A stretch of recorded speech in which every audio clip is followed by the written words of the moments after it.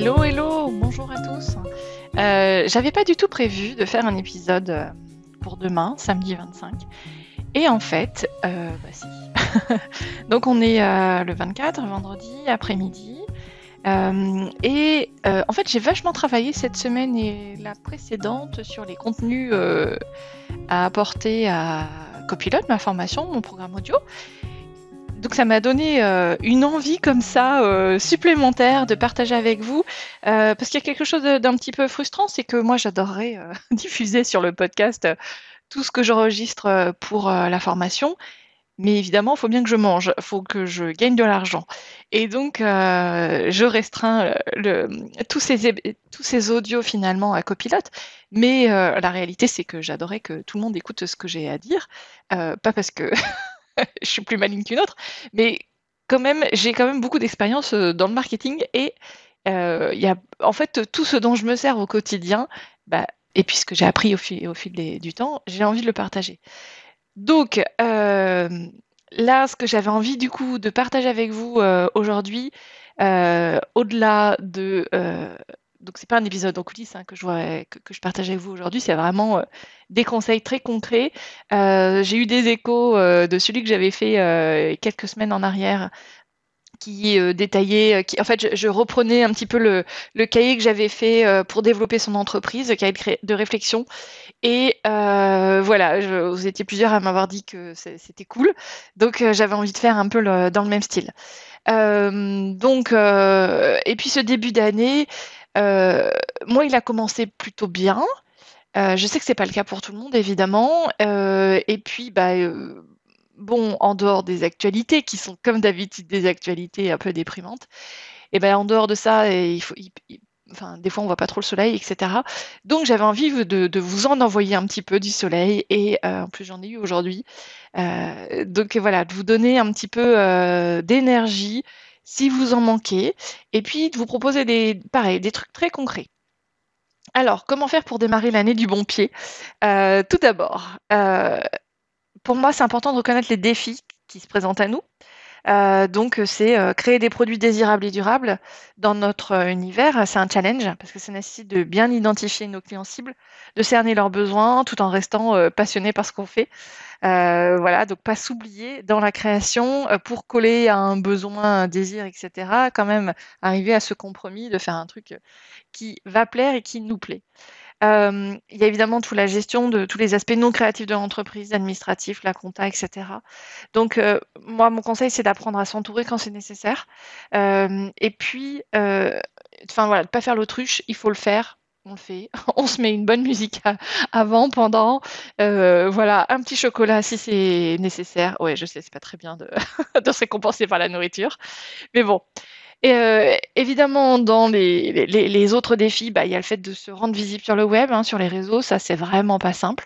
Je crois que c'est, enfin, à chaque fois, je me dis: «Ah ça, c'est vraiment le plus dur». Non, en fait, il y a plein de choses qui sont dures, mais cette partie communication, bah, même quand c'est notre métier et tout ça, moi, je me suis rendu compte que là, finalement, j'avais toujours pas fait, de post Instagram, par exemple, pour vous dire ce que j'ai ajouté sur ma formation, cette semaine. Alors qu'en fait, c'est le premier truc que j'aurais dû faire, une fois que c'était fait. Alors qu'en fait, j'ai fait d'autres choses. Parce que, en fait, ce qui m'éclate, c'est de créer ce contenu. Alors, ce qui m'éclaterait en plus, ce serait, que voilà, vous soyez, des dizaines, à souscrire à la formation à la fin de cet audio, voilà, ce serait une super récompense. Malheureusement, ça fonctionne rarement comme ça. Mais voilà, donc la communication, c'est hyper difficile.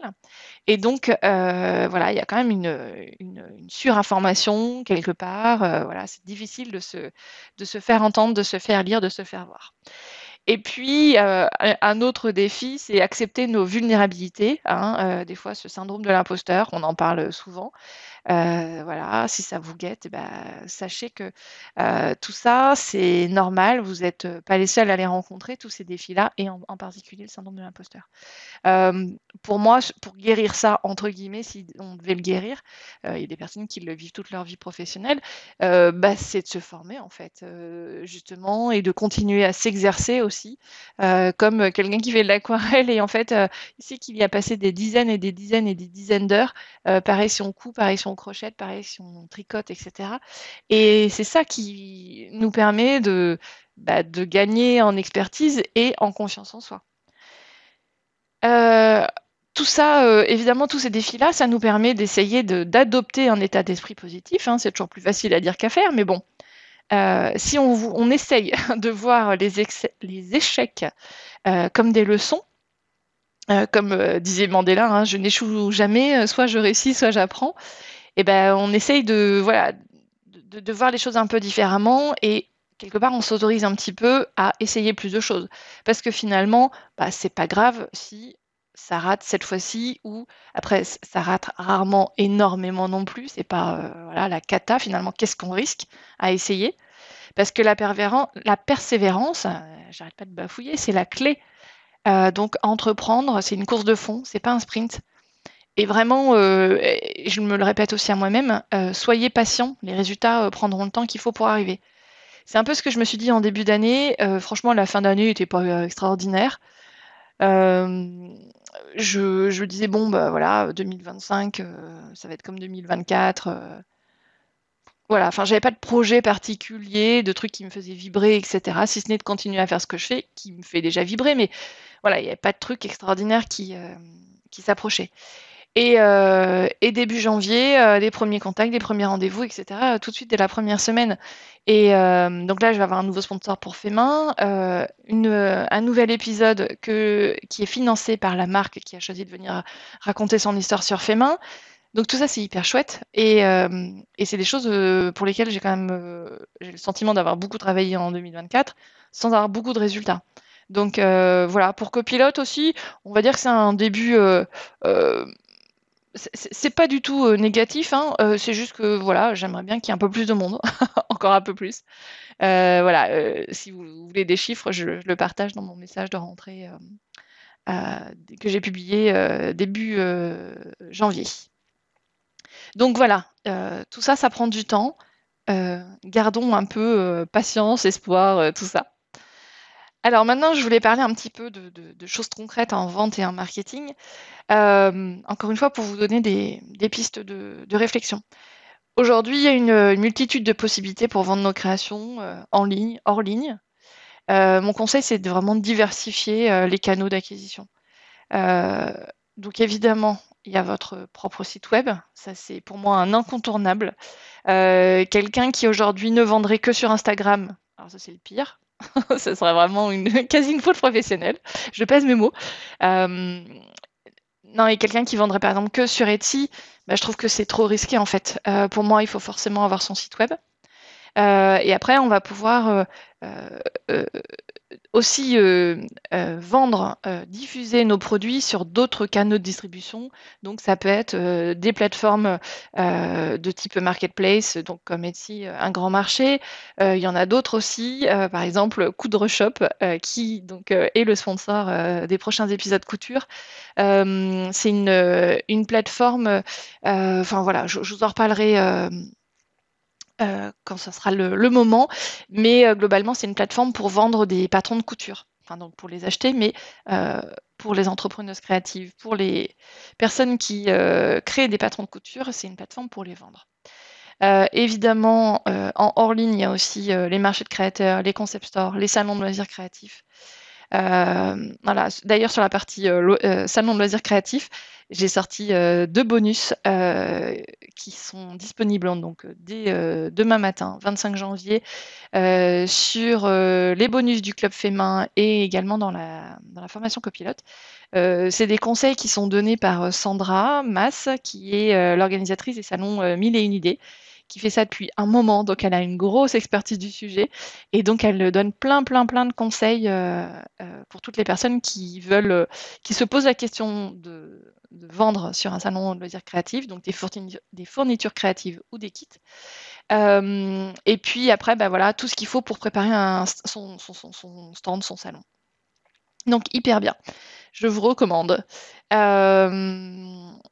Voilà, donc en ligne, hors ligne, choisissez la plateforme qui vous convient le mieux. Évidemment, n'hésitez pas à prospecter activement vos clients rêvés également.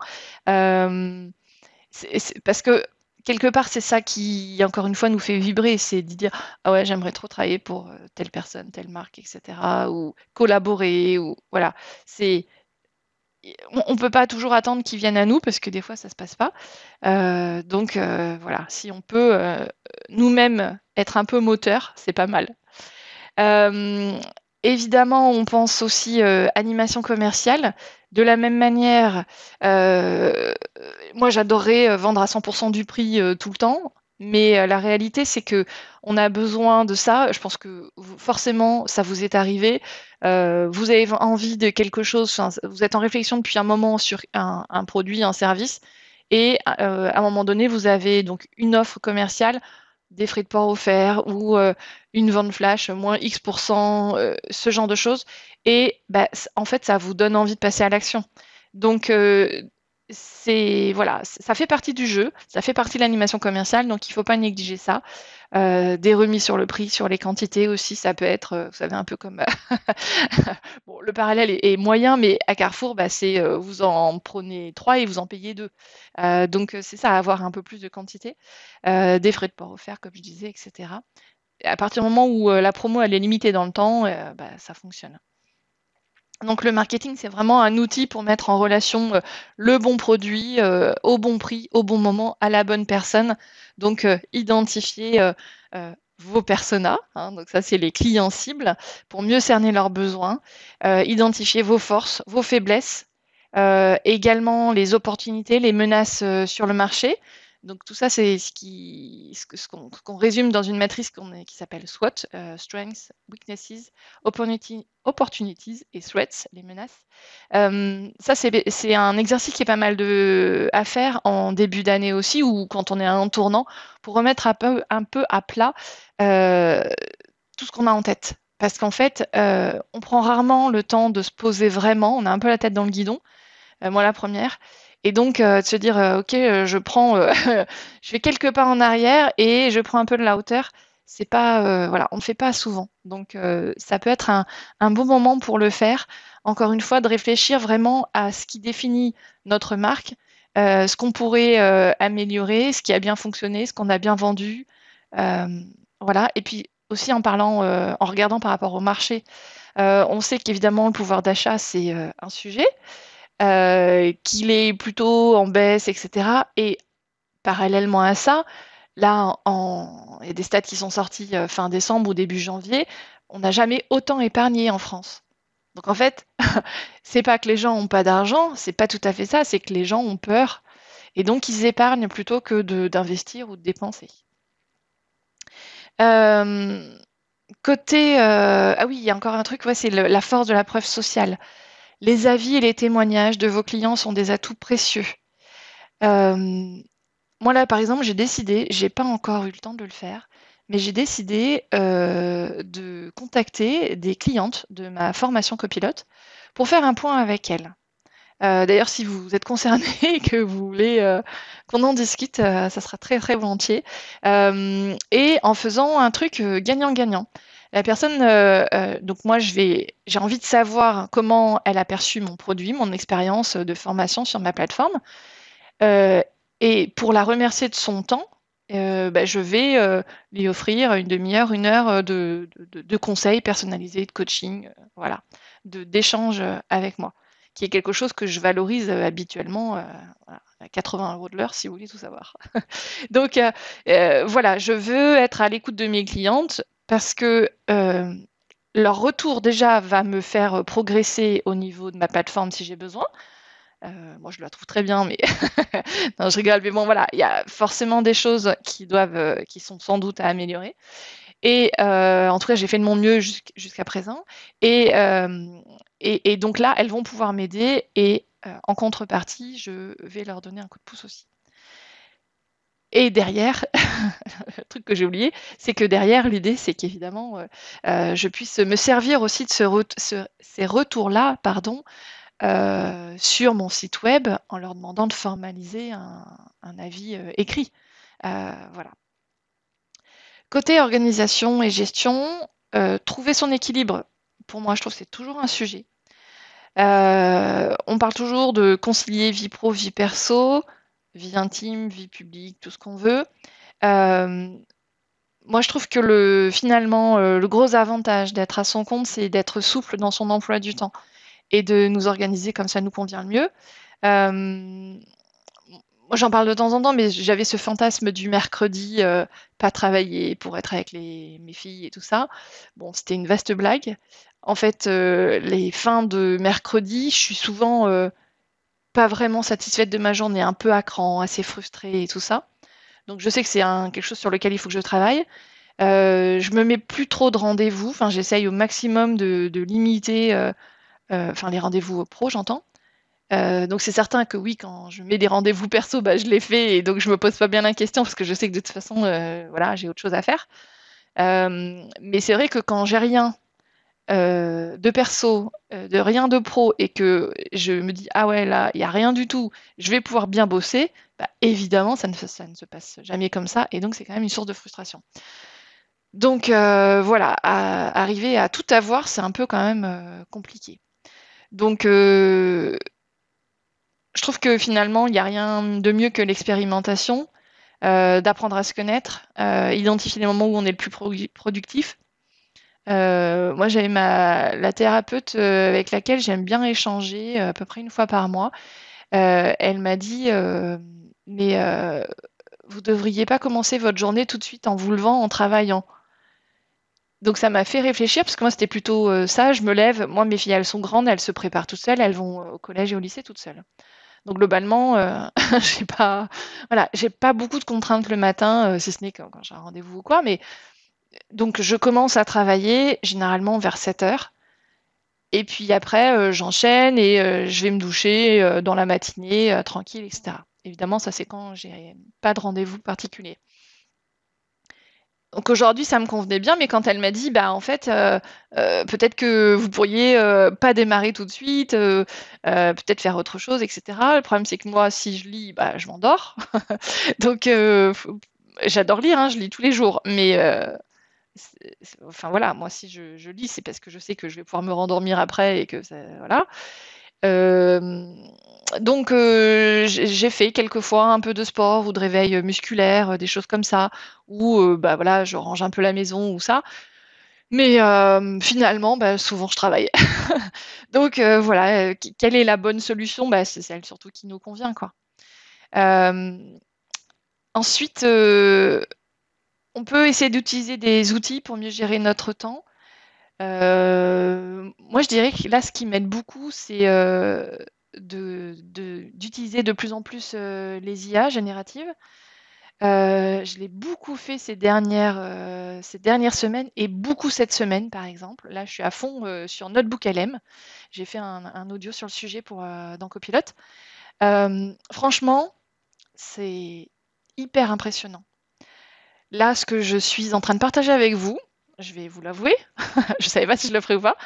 Je l'ai généré grâce à Notebook LM. Je lui ai donné en tant que source. Donc c'est pas tout à fait ChatGPT, hein, là, le fonctionnement est un petit peu différent. Le principe, c'est de donner des sources bien précises. Donc là, je vais vous donner mon exemple. Et en fait, derrière, il va pouvoir faire une synthèse. Il peut même générer un résumé audio en anglais entre deux personnes. Je trouve ça excellent. Vraiment, c'est hyper bien fait. Euh, bon, c'est en anglais, donc moi, je vais pas trop m'en servir, mais bon, vraiment, le résultat est bluffant. Et puis voilà, ça fait des notes de synthèse, etc. Donc là, pour préparer cet épisode, je me suis dit, tiens, je vais lui donner en entrée mon site web. Je lui ai donné mon Google Doc à l'intérieur duquel j'ai tous mes contenus de synthèse de copilote. Et le troisième truc, c'était quoi? Attendez, je vérifie. Oui, et un audio sur les 4 défis, qui est un audio que j'ai dans ma formation copilote sur les 4 défis qui est dans le pack de bienvenue, entre guillemets, pour démarrer. Et je lui ai demandé, qu'est-ce que je lui ai dit? Je remonte. Je lui ai dit, je souhaite diffuser un épisode en ce début d'année pour donner de l'énergie aux entrepreneurs créatifs. Que pourrais-je leur dire sur la base des contenus que j'ai mis en source? Et donc, il m'a fait un truc hyper bien. Donc, tout sourcé par rapport à ce que j'avais mis dans mes sources, dans mes documents, voilà. Et puis, La seule chose que je lui ai fait changer, c'est de dire, ben, tu me l'écris comme si j'allais l'enregistrer directement, donc en s'adressant aux personnes. Et donc, en fait, là, ce que je suis en train de partager avec vous, c'est ce qu'il a écrit. Et évidemment, donc il y a des choses en gras. Non, mais franchement, c'est vraiment bien fait. Et donc, je reprends en fait la trame de ce qu'il a écrit et je l'adapte euh, au fil de ma discussion directement en live. Euh, Alors, je sais pas, vous me direz si vous trouvez que c'est triché ou pas, mais cette semaine, j'ai vraiment eu l'impression d'être plus efficace.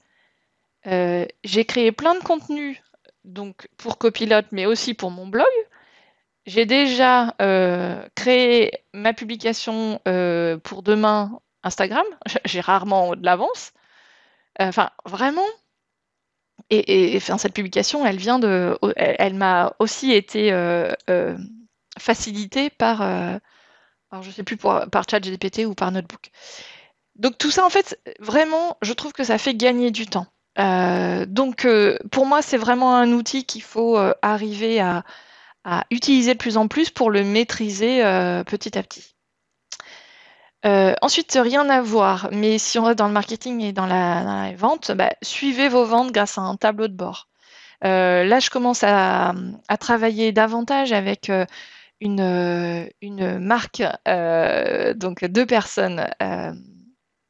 Je ne sais pas si je le dis, bon, bref, peu importe, qui sont deux illustrateurs sur du tissu.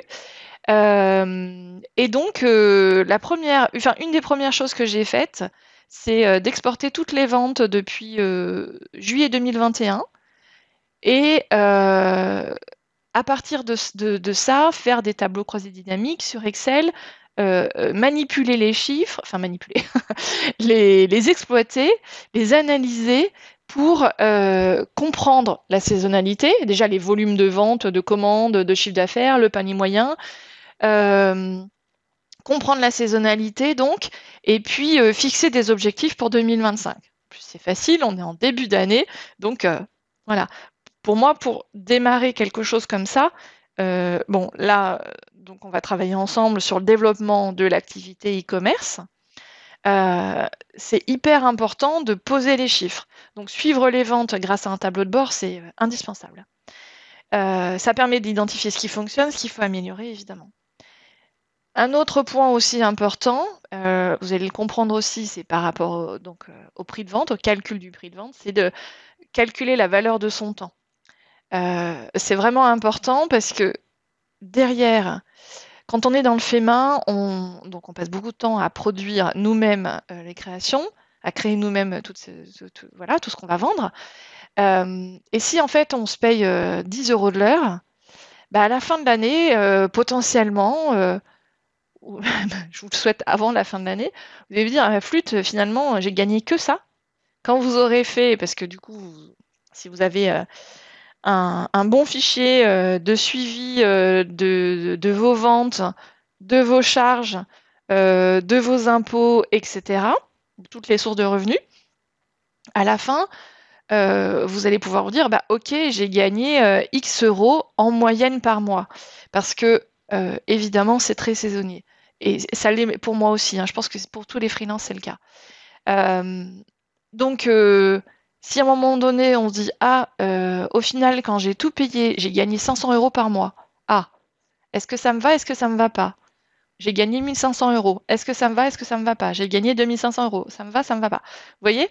En fait, ça permet vraiment de prendre conscience de la valeur de son temps parce que bah, on a mis les chiffres aussi dans les bonnes colonnes, etc. Ça peut nous permettre évidemment d'ajuster nos prix derrière et de dire, ah, en fait, là, moi j'avais fait le calcul pour la blague, enfin pour la blague, pour me rendre compte du temps que j'avais passé sur le podcast. Et alors j'ai oublié depuis, mais je crois que c'était 6 euros. Enfin bref, j'étais largement en dessous du SMIC et je me suis dit, bon, là, il faut que je prenne une décision. C'est pas possible de continuer comme ça. Euh, Ensuite, on parlait tout à l'heure de communication. N'oubliez pas évidemment que votre image de marque, c'est très important. Donc, soignez votre présentation, racontez votre histoire, dévoilez vos valeurs, mettez-vous en scène ou pas, ah, ça vous verrez. Je sais qu'on a tous un rapport à l'image différent. Donc mettez-vous en scène avec vos créations. Choisissez les réseaux sociaux qui vous conviennent. N'essayez pas d'être partout. Voilà, définissez votre identité, choisissez un nom de marque, pardon, qui vous correspond. On peut toujours le faire évoluer, il n'y a rien de gravé dans le marbre. Et puis, soignez évidemment votre communication écrite, hein, évitez les erreurs de français, etc. Moi, ça me fait toujours un peu bondir. Je sais on n'est pas son d'orthographe, mais voilà, ça fait quand même plus pro voilà, d'écrire en bon français, de répondre aussi aux sollicitations avec respect, bienveillance, tout ça. Côté outils, pensez évidemment à choisir un bon ordinateur. Des fois, alors moi j'en ai changé cette année, non pas parce qu'il était arrivé au bout, mais parce que j'ai donné le mien à ma fille. Donc j'en ai changé. Donc franchement, c'est un peu relou au départ, il faut tout réinstaller et tout ça. Mais normalement, on va gagner en performance. Donc voilà, ça peut faire un bon équilibre, un bon challenge quand même. Utilisez donc les outils numériques à votre disposition pour optimiser votre travail. Donc, j'en parlais, Perplexity, ChatGPT, Notebook LM. Ça, c'est sur la partie IA, Canva, CapCut. C'est vraiment pour moi des indispensables. Canva, je le paye pas. Je reste sur la version gratuite. Franchement, ça me convient bien. CapCut, j'ai pris la version payante cette année pour avoir la partie sous-titrage automatique. Et puis, il y a un autre truc aussi que j'utilise. Je sais plus ce que c'est. Mais voilà, franchement, ça fonctionne bien, je suis pas déçue. Euh, Évidemment, quand on veut avoir son site web, on doit avoir son propre nom de domaine et on fait aussi notre adresse email sur ce nom de domaine. Alors, je vous dis ça en même temps, pendant, je pense, 3 ans et demi, 4 ans, même peut-être un peu plus, j'avais une adresse podcastfemain@gmail.com et franchement, je me dis, oh, ça passe. Mais la réalité, c'est que ça fait quand même moins pro que d'avoir mélanie@podcastfemain.fr ou hello@ machin. Ouais, plus que contact. Contact, ça fait un peu trop très corporate. Bon, moi, je ne recommande pas le contact. Donc voilà, ça, c'est pas compliqué. Ça fait partie aussi des choses que j'explique dans Copilote. Mais globalement, il faut acheter un nom de domaine, acheter une adresse email sur ce nom de domaine. Vous faites tout ça chez Yonos, chez OVH, chez O2Switch, bref, voilà, des prestataires sérieux, pas sur des trucs payants, pas sur des trucs gratuits, pardon. Il y a un moment donné, ça ne fonctionnera plus, vous serez déçus, tout ce que vous voulez.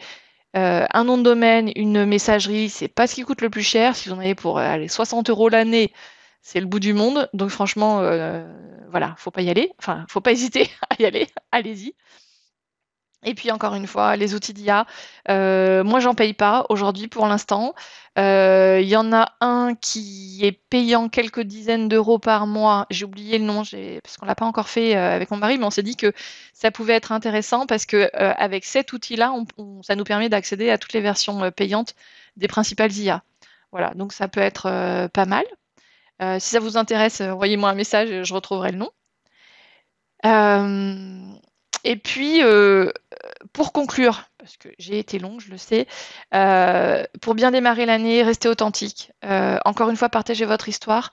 Partagez votre histoire. Je vous dis ça parce qu'en fait, je vois tellement de sites internet, parce que je suis très curieuse, donc je regarde très souvent les sites internet des créateurs qui passent sur mon chemin. Et franchement, à chaque fois, la partie qui sommes-nous, alors déjà, le qui sommes-nous, je le comprends pas, parce que pour moi, c'est un qui suis-je.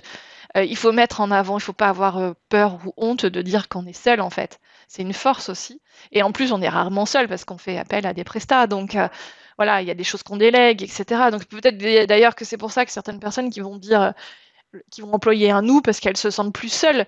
Mais en même temps, c'est la créatrice en fait qui doit être mise en avant. Moi, quand je travaille avec des marques, d'ailleurs, je vous en parle finalement assez peu parce que je me dis, bah, elles n'ont pas forcément envie que je raconte tout ce que je fais toute la journée pour elles. Enfin voilà, et à chaque fois, je mets en avant la créatrice, le créateur.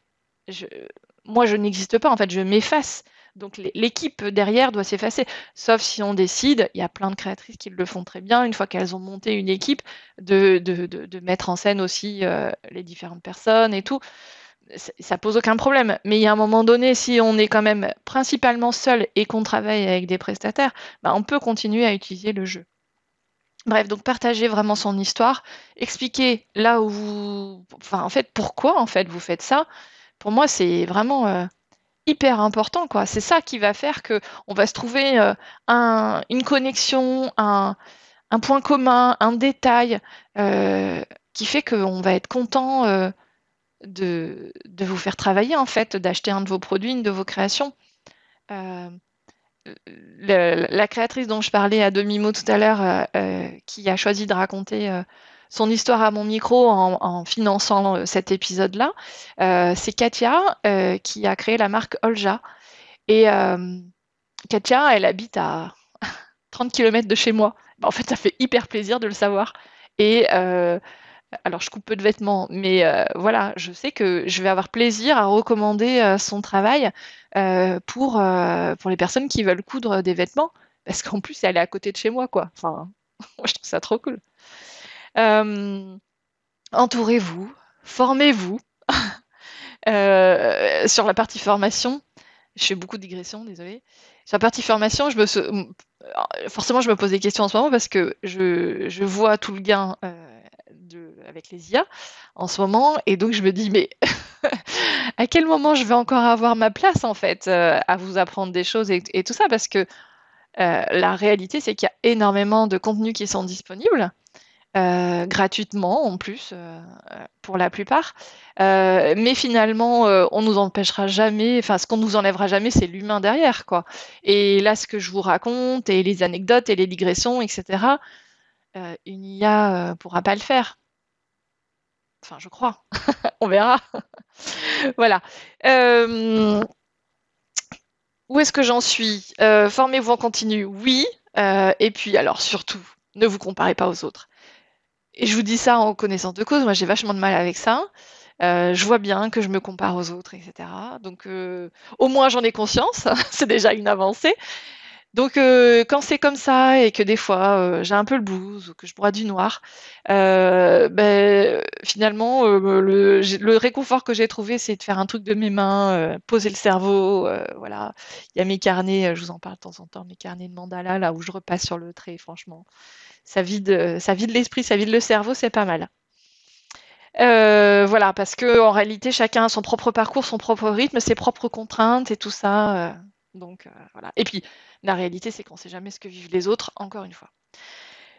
Donc voilà, chaque étape, même difficile, c'est une opportunité de grandir. Moi, je suis ravie de vous accompagner dans cette aventure-là, que ce soit dans les épisodes de Fait Main, dans la formation copilote, dans mon livre, enfin avec mon livre, Mon entreprise créative. Et je voulais juste conclure en vous en teasant un petit peu les nouveautés que j'ai mis en ligne ce mois-ci. J'avais pas été très productive en décembre. Je sais pas pourquoi, je ne sais pas où est passé ce mois de décembre. Mais donc du coup, j'ai rattrapé un petit peu le temps en ajoutant davantage de contenu en janvier. Parce que donc j'ajoute des contenus tous les mois. Donc dans la partie vente, j'ai fait un gros tableau, enfin gros tableau. Euh, en fait, j'y ai passé du temps parce qu'il y a beaucoup de formules, donc, et je voulais être sûre que toutes les formules fonctionnent, etc. Parce que généralement, enfin, je vais vous dire, donc c'est un tableau de suivi des ventes année par année. Et donc voilà, donc j'ai passé beaucoup de temps parce que forcément, quand on met pas de chiffres à l'intérieur, donc j'ai testé évidemment avec beaucoup de chiffres, mais il y a un moment donné, il n'y a que en le testant et s'assurer que tout fonctionne, que voilà, qu'il est parfait. Donc, c'est ce que je me suis attachée à faire. Ce tableau, en fait, je l'ai fait pour moi. Donc, des tableaux. Moi, j'aime beaucoup Excel, donc je fais pas mal de tableaux. Et là, en début d'année, j'avais besoin de savoir vraiment par catégorie d'activité là où étaient concentrés mes revenus, en fait. Donc, j'ai posé à plat vraiment. Qu'est-ce que j'avais? Attendez, bah, je vais vous le dire en live. Parce qu'évidemment, c'est pas mon tableau à moi que j'ai partagé, c'est un tableau vide, hein, vierge. J'ai appelé ça passé et futur, ce tableau-là. Donc, j'ai une première catégorie d'activité qui est podcasting, avec à l'intérieur fait main. Et encore à l'intérieur, sponsorisation, épisode dédié, dont Club fait main. Après, j'avais Cultura Créa et Paroles créatives. Voilà. Et puis, des ateliers podcast, la revente de mon livre, créer votre podcast, etc. Après, la deuxième catégorie, conseil marketing. Et donc là, j'ai listé chacun de mes clients. Une autre catégorie, conseil entrepreneuriat créatif, où là, j'ai mis copilote, les cahiers, les ateliers en présentiel, les ateliers en distanciel, la revente de mon entreprise créative, etc. Et les droits d'auteur. Bon, cette année, j'en ai pas eu. Et l'année d'ailleurs précédente non plus. Donc voilà, en ligne, chaque catégorie d'activité est donc bien détaillée. Donc si vous vendez des produits, eh ben, ça sera le nom d'une collection ou alors le nom d'une gamme de produits. Et puis derrière, vous pouvez descendre en fait jusqu'où vous voulez, soit au niveau d'un produit, soit moins détaillé si vous n'avez pas besoin. Et puis en colonne, j'ai fait année par année, donc 2023, 2024, et puis mon budget 2025. J'ai rajouté deux colonnes, la répartition de chaque activité au sein de mon chiffre d'affaires global. Donc par exemple, la partie podcasting en 2023, c'était 49%. En 2024, donc ça représentait 49% de mes revenus. En 2024, c'était 31%. J'ai vraiment eu la bascule conseil en marketing où j'ai fait 56% de mon chiffre d'affaires en 2024, par opposition à 27% en 2023. Et puis j'ai une colonne variation, voilà, pour voir la différence. Par exemple, donc j'ai fait moins 38% entre 2023 et 2024 sur la partie podcasting. Et puis ma dernière colonne, c'est la colonne budget 2025. Mon prévisionnel, en fait, si vous voulez. Voilà, en entreprise, on utilise aussi le terme budget pour voilà, faire la perspective du budget de vente de l'année à venir et le budget de dépenses de l'année à venir. Et voilà, l'un vente moins charge doit donner un chiffre supérieur à 0. Donc mon budget 2025, ça permet vraiment de se dire, ok, eh ben là, mon objectif cette année, là, moi, c'est de l'augmenter de 54% précisément. Comme ça, bah, je sais en fait là où j'ai besoin d'aller chercher des nouveaux clients. Voilà, globalement. Et puis, ma dernière colonne que je vais remplir une fois par mois, en début de mois, quand j'aurai fait le bilan du mois passé, donc le réel 2025, avec ma facturation du mois passé. Et puis, donc, en cumulé pour que j'ai le réel 2025, donc sur la globalité de l'année. Ensuite, dans les ajouts de copilote, fixer ses prix en illustration avec la griffe de Mao. Donc, c'est Clémence, mon invitée de l'épisode de la semaine passée, où elle nous explique avec des chiffres très très concrets le prix à l'heure, comment fonctionne justement, est-ce qu'elle fait payer à l'heure ou au forfait, voilà, en fonction des projets, du client et tout ça, et sur la cession des droits aussi. Donc voilà, donc ça c'est hyper intéressant. Toujours dans la partie vente, vendre sur un salon de loisirs créatifs avec 1001 idées, donc Sandra dont je parlais tout à l'heure. Donc là, c'est vraiment de se dire, est-ce que j'y vais ou j'y vais pas? Tout ce qu'il faut que je sache avant. Et puis, préparer son stand. Voilà, donc là, pareil, plein de conseils de Sandra pour très concrètement se dire, bah voilà, j'ai besoin d'un escabeau, de rallonge, de ci, de ça, etc. Dans la partie module web, utiliser Notebook LM pour mieux exploiter les documents. Donc voilà, c'est ce que je vous ai décrit tout à l'heure, mon processus pour préparer cet épisode. Réfléchir à l'IA dans l'art, donc là c'est avec Clémence de la griffe de Mao, où en fait elle nous donne un peu son point de vue sur la manière dont les IA aujourd'hui génèrent de l'art et comment elle se positionne par rapport à ça en tant qu'illustratrice.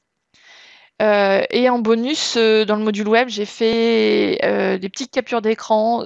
C'est pour ça que j'appelle ça un bonus, parce que c'est vraiment un petit truc très rapide à lire, à consulter et pour apprendre, pour vous faire progresser, paramétrer un modèle d'email dans Gmail.